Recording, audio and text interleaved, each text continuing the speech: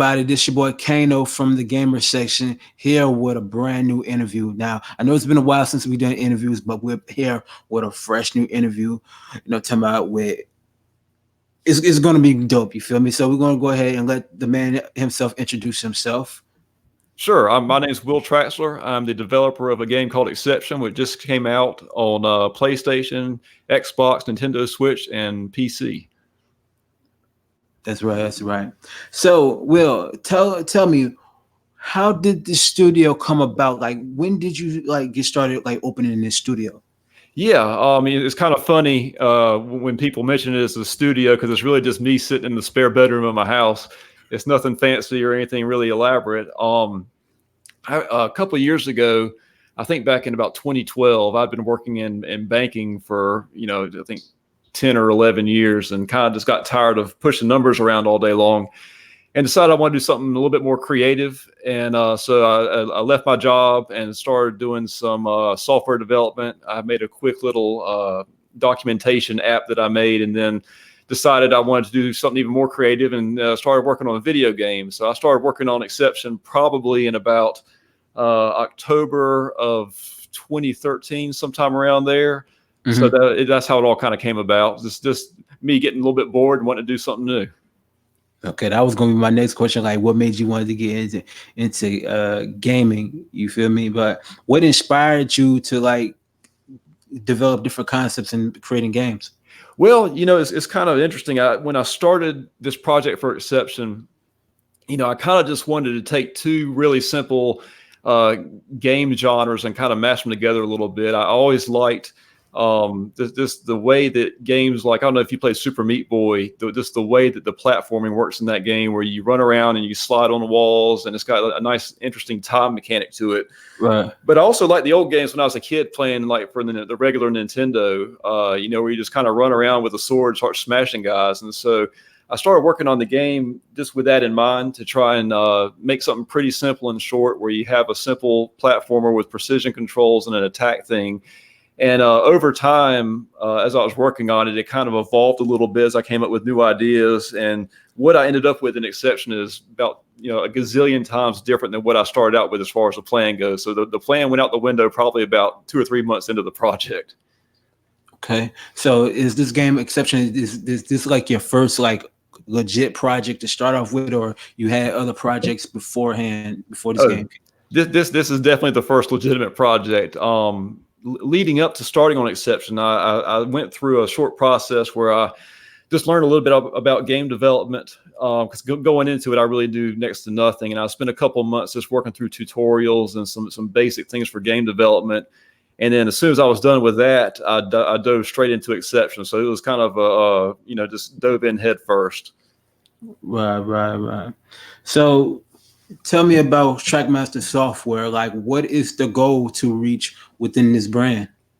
Well, to be completely honest with you, because it's such a small scale enterprise, I really don't have like a big master plan mapped out too much with it, just beyond, produce something that I'm proud of, try and share it with as many people as I possibly can. And that's kind of how I came about, how you probably came across it when you saw it on the internet. As I mentioned earlier, it's coming out on a couple different platforms, and part of that process of releasing it on different consoles and PC is just to kind of spread it out as far as possible. So I kind of want to take these ideas, and the only goal I really have is to try and infect as many people with them as I possibly can and get as far out as I possibly can. Okay, that's what's up, man. That's what's up. So, Execption. Why the name Execption? What made you come up with the concept of the name Execption? Well, it's kind of it's kind of one of those words that has a couple different meanings from a couple different angles. On the one hand, you have something that can be exceptional, something that stands out. It's an exception to the rule, that type of thing. And then on the other hand, you have the phrase exception as it's used in like computer programming or something. You've probably worked on your computer at work or at home, and you've had it turn into the blue screen of death where, all the mumbo jumbo pops up on a big blue screen when it crashes, and it says there's an exception at memory address XYZ or whatever. So it kind of means a little bit both. It applies both ways in this game. There is something in the game, a character or idea, which is an exception to the norm. and it's Right. also set inside a computer system where exceptions do occur when it crashes. So a little bit of both. I definitely feel you on that. I definitely feel you on that. So, with an exception, what is this character and where does this setting of this game take place? Yeah, that's a great question. The game is set inside an old woman's laptop computer Hmm. that has gotten some viruses put on it. You know, she opened up an email attachment she shouldn't have, or something went sideways on her. Now she's got her computer infected. We've all got family members, probably. I'm sure you've got some that come to you and pull you aside on Thanksgiving or on Christmas and say, "Hey, I need help with my computer. I got this thing all messed up. Try and fix it for me." And that's kind of what the game is. You're set in the setting is inside of this computer Hmm. that's been overrun by viruses, and you are kind of one of the good programs inside the computer that's tasked with getting rid of the virus and kind of freeing the computer system of the malware, that type of thing. Okay, okay. So, what is the what was the process of putting this game together? Like from start to finish, what was the process? Like, Yeah, basically, from a technical standpoint, you obviously start with the game engine and start building on that from there. I kind of came out of the gate putting together a couple of short levels. The very first thing you do in these games is you come up with a character control model, right. basically. Just a character that runs around, doesn't have to do anything fancy, jumps and does some of the basic things, and then you kind of start building your levels once you have that base in place. Hmm. So once I got the character basically roughed out and started putting levels together, that's when it kind of started to take shape. And you don't really. What I found was, and there's probably people that are a lot smarter than me that do these kind of things, but for Hmm. an idiot like me, what I found was that I started putting this together, and it wasn't until I put it in the game and started kicking it around, with the gamepad and playing with it, that I figured out exactly how I wanted the levels to be designed and what was most effective for that sort of thing. So it's sort of in my view, something I wasn't able to map out or plan very well. Just kind of pick it up as it went along, and there's just really no rhyme or reason to it, to be honest. Right, right, right. So, tell me about the gameplay of Exception. Like, what this gameplay consists of with Exception. Yeah, so each level there's the game world is broken out into 16 worlds, and each world has 8 levels within it. So you have 128 total levels. Wow. Each level has a goal cube at the end. It's kind of like the end point for the level. And as you go through the level and complete it, there's a timer running. Hmm. And as you go through the level and attack enemies, destroy enemies, and do different things, you can sometimes accrue bonuses that will reduce your time. So when you complete the level, you end up with a base time, and then any bonuses you achieve during the level kick in, and you end up with a net time. And each level has a leaderboard, so you can kind of see where you stack up against your friends, your enemies, or anybody else that kind of plays the game. So there's a competitive element to it as well. But at the end of the day, it's basically 128 levels. Most of the levels are not very long. I kind of designed the game so it's just something you could pick up when you get home from work. You're tired. You don't want to have to sit down and go through 15 minutes of tutorial text to figure out how to play the game. It's something you can pick up and play a couple levels in just a few minutes. So it's just 128 bite-sized chunks of game. Okay, that sounds dope. That sounds like something that would anybody and their mama can like get on that game and run through that game like it's nothing. You feel me? Exactly. That's exactly what I had in mind. I don't know. You sound a lot younger than I am, but as I get older, I have less and less time and energy to really sit down and do a deep dive into a game. I just want something that Right. I can get home from work from and pick up in a couple minutes, and that's kind of how I designed this game. Okay. So within this game right here, right now you have the hundred and some change of stages. Would you see yourself continuing on with DLC down the line? I've thought about that a lot. Most of the work that went into the game was kind of framing out how it works and mechanics and that type of thing. Right. And so adding more content in the form of levels is pretty efficient because all the heavy lifting has kind of been done already. Hmm. So I'd love to have the opportunity to add in some like a new game plus mode or some extra content as far as levels go.